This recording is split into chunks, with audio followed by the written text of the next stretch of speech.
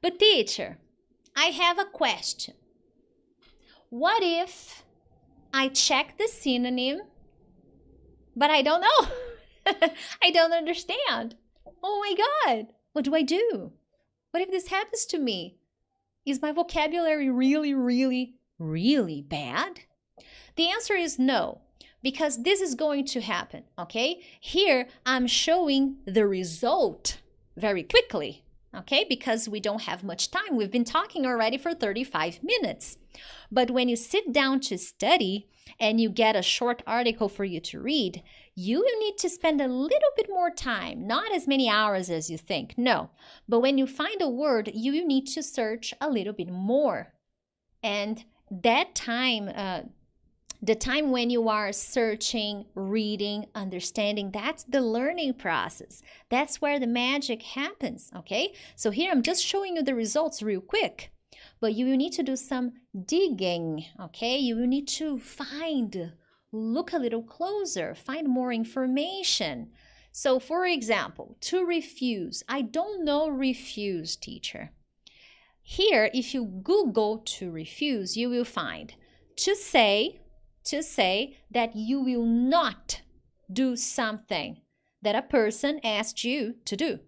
Okay, so basically you say that you don't want to do, you will not do, or you don't want. So that's when you refuse. So do you want a cookie? No. Do you want to work with me? Thanks. No. So you refuse. So if you don't know the synonym, then you have to find more explanations, and that's okay.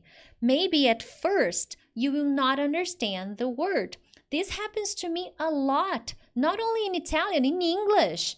I'm always trying to learn new words in English, and I read a lot of materials, I study a lot of materials, I watch a lot of lessons, and sometimes I have to Google a little more because I don't understand, and I need to find another synonym, another explanation. More, it can be a little bit more difficult, okay? And table talk. Teacher, I didn't understand table talk. Small talk, informal conversation that you have at a bar, on the street, with a stranger, in the elevator, on the bus. You just talk to a stranger. It doesn't need to be a stranger. It can be a friend or a colleague from work that you don't usually talk so much to. It depends, okay? It can be in both situations.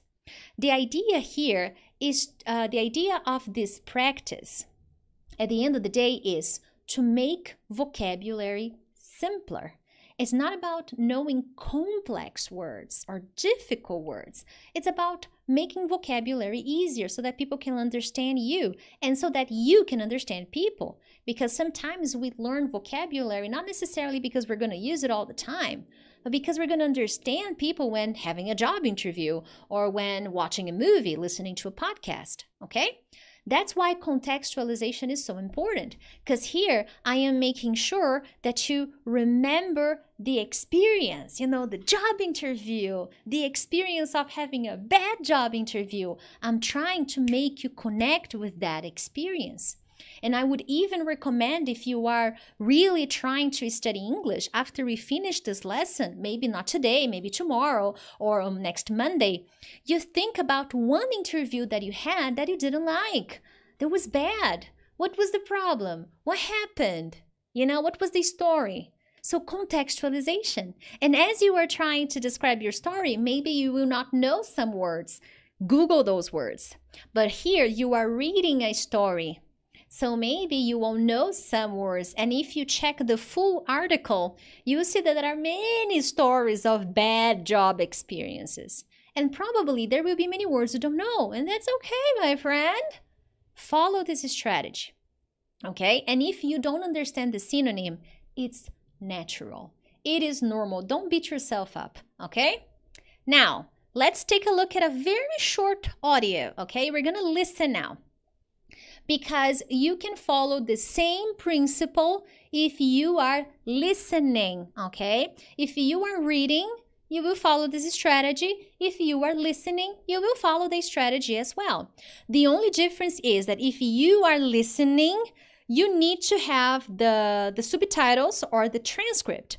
My BSA, my students in my program, they have these scripts, the transcripts for all the audio materials they listen. So it's easier for them to practice. And not just that, because I'm cool, they already have all the definitions of the words that I want them to learn and focus on.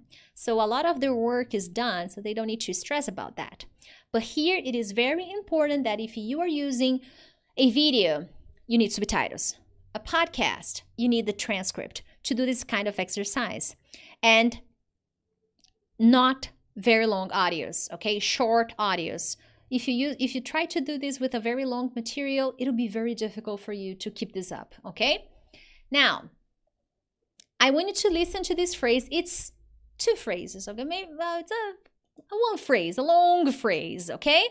I will play it 4 times. It's 5 seconds. I want you to write it down, okay? So grab a piece of paper and write it down, okay? Write it down.